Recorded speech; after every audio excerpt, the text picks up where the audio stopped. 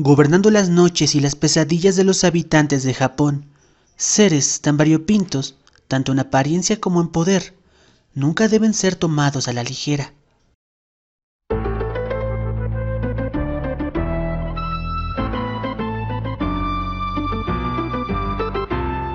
Yokais y yureis.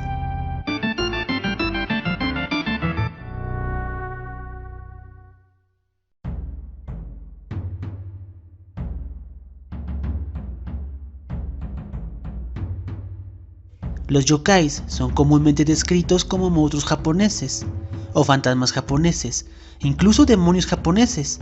Habrá quien haya llegado a considerarlos duendes japoneses.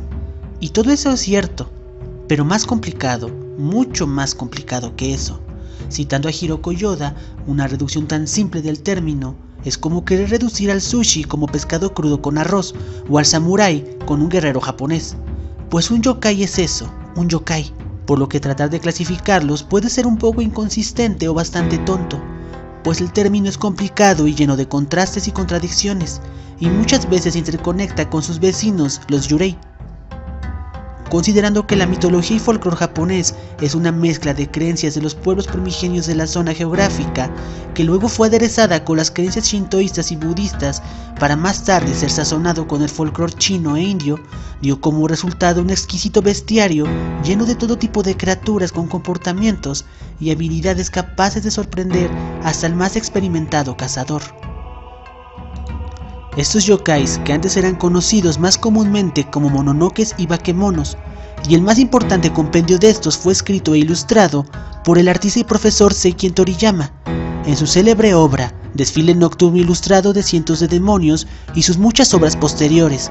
Estas ayudaron a dar a conocer toda clase de yokais que existían en las tierras japonesas, contando toda clase de avistamientos y contactos con estos seres, lo que permitió un estudio y clasificación mucho más detallado de sus características, habilidades y debilidades. Desde los más aterradores y grandes, como son los demonios Onis, el ominoso Gashadokuro, los enigmáticos Omebosus, o aquellos que son seductores y encantadores, como son las Kitsunes, las Yuki-onna o Kiyohime, incluso aquellos inverosímiles y más bien cómicos, como Hitotsume Koso, Obarion y el Shirime. Por muchos estudiosos del tema se suele considerar como una subclase los Obake, considerados como criaturas honorables. Estas son mucho menos peligrosas que los antes considerados bakemonos y mononokes, que a pesar de que esos no son términos de uso fijo, son maneras alternativas y perfectamente válidas de referirse a estas apariciones y monstruos. Los yokais fueron en un principio la encarnación o reencarnación de un fenómeno, persona, circunstancia o acontecimiento ocurrido. Así pues, si en un lugar hubo una gran hambruna, un Gashadokuro podría formarse, un esqueleto gigante relativamente indestructible, totalmente devastador. Si un clan entero fuera borrado y obliterado del mapa, los Ushigumos alzarían, gigantescas arañas que emergían de la tierra devorando gente. Que un importante monje muere de hambre, y entonces Teso aparecería en tu biblioteca, un grotesco hombre rata con huesos y dientes hechos de metal. Más tarde llegaron aquellos que eran animales que al llegar a cierta edad desarrollaban inteligencia y poderes mágicos, como los Kitsune. Los más poderosos eran zorros de múltiples colas con asombrosos poderes mágicos y capacidad de convertirse en humanos.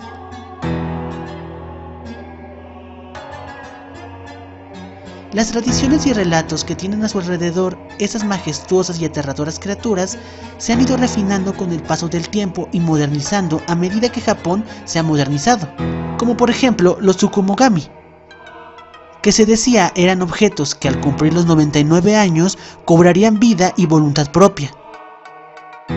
Solían ser solo viejas lámparas de papel, sombrillas y algunas sandalias. Ahora son tocadiscos, calentadores, teléfonos y radios que recientemente despiertan como yokais. Y las filas de los yokais se siguen acrecentando día con día. Por eso es que ahora Hachihaku-sama y Kuchisake-onna rondan las ciudades y los campos de Japón.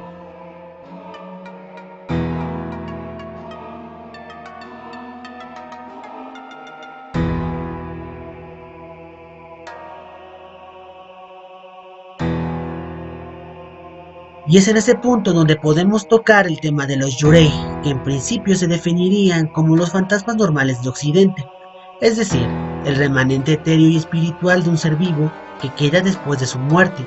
De igual forma pueden estar atados a un lugar u objeto, o estar persiguiendo a una persona o familia en específico, o quizás a la espera de ver finalizado algún asunto en particular. Pero hasta aquí es donde los paralelismos llegan, pues a diferencia de la gran mayoría de fantasmas occidentales, que en muchas ocasiones pueden llegar a ser solo traviesos, incluso agradables, pues es bastante posible coexistir en una propiedad con uno y vivir relativamente bien en un sitio que sea considerado encantado. Pues en Occidente hay gente que llega a encariñarse con algunos fantasmas y energías que vivan en los lugares donde los humanos residen. Esto no es posible con los yurei. Los lugares habitados por yurei son prácticamente inhabitables por humanos. No todos los yurei son peligrosos, pero todos son creados por las emociones más negativas, dolorosas e intensas que los seres humanos se pueden permitir. Agonía, dolor, traición, miedo, tristeza. Muchas veces y de manera arqueotípica los yurei son femeninos. Eso no quiere decir que exclusivamente sean siempre espíritus de mujeres, sino que al haber sido creados en los tiempos de mayor desigualdad entre hombres y mujeres, era lo más usual que estuvieran relacionadas con los finales trágicos, pero de igual manera muchos yurei masculinos están estrechamente relacionados con antiguos campos de batalla donde terminaron abruptamente sus vidas de manera violenta, prisiones donde morían en el olvido, en inanición o ejecutados, y estas emociones se convertirían en un sentimiento de venganza, y la venganza suele ser lo que define al yurei. Nadie que haya vivido una vida mayormente buena y haya muerto de manera tranquila volverá como un yurei. El yurei vive o muere en dolor, y el dolor y la venganza describirán su nueva existencia, ahora energizada por una mezcla de dolor, odio, tristeza y venganza. Esta idea que nuestro lenguaje requiere muchas palabras, en japonés se reduce a un único término, conocido como onen. El onen es la amalgama de emociones que atará al yurei al mundo, y este no podrá trascender hasta que el onen se consuma, ya sea logrando su venganza, con una o varias ceremonias religiosas, incluso con la construcción de un templo que podría ayudar a controlar a los más poderosos. Sin embargo, hay onens tan poderosos que ni siquiera de esta manera son destruidos o incluso contenidos, y simplemente parecería que se quedarán por siempre en este mundo, como es el caso de Taira no Masakado, un furioso samurái que aún embruja Tokio a la fecha. Sugawara no Michizane, un burócrata allegado al emperador que fuera traicionado y murió en exilio, tras lo cual trajo calamidades a sus enemigos y a Japón entero.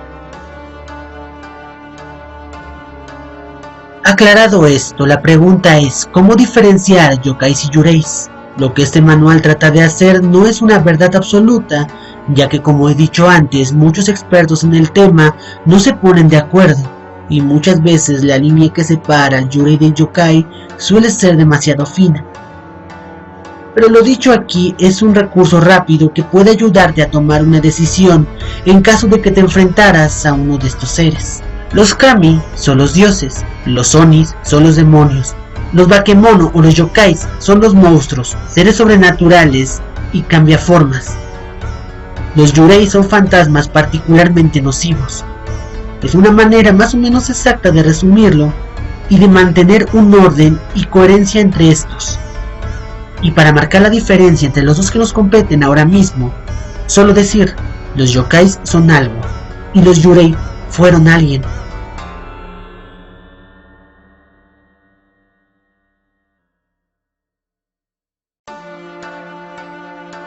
La trascendencia de los yokai y los yurei es simplemente gigantesca.